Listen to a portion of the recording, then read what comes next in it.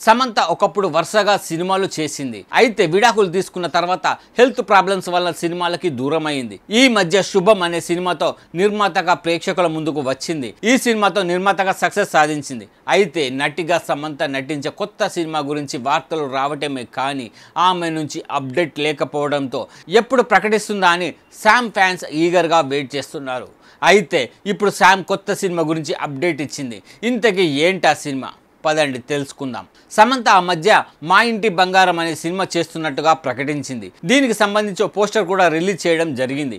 అందులో గన్ పట్టుకొని ఎవరినో కాలుస్తున్నట్టుగా ఉంది. ఆ పోస్టర్ సినిమాపై మరింతగా క్యూరియాసిటీని పెంచేసింది. ఇప్పుడు ఆ మూవీ గురించి సోషల్ మీడియాలో సమంత ఈ నెలలో మా ఇంటి బంగారం షూటింగ్ ప్రారంభమని అప్డేట్ ఇచ్చింది. దీంతో ఫ్యాన్స్ ఖుషి అవుతున్నారు. త్వరలో సమంతని తెరపై చూడబోతున్నామని అభిమానులు ఆనందపడుతున్నారు. దీంతో ఈ వార్త సోషల్ మీడియాలో వైరల్ అయింది. సమంత కెరీర్ స్టార్ట్ చేసిన అనతి కాలంలోనే స్టార్ ఇమేజ్ సొంతం చేసుకుంది. స్టార్ హీరోల సరసన నటించి మెప్పించింది. ఇంకా చెప్పాలంటే తెలుగు ప్రేక్షకుల హృదయాల్లో చెరగని ముద్ర వేసింది.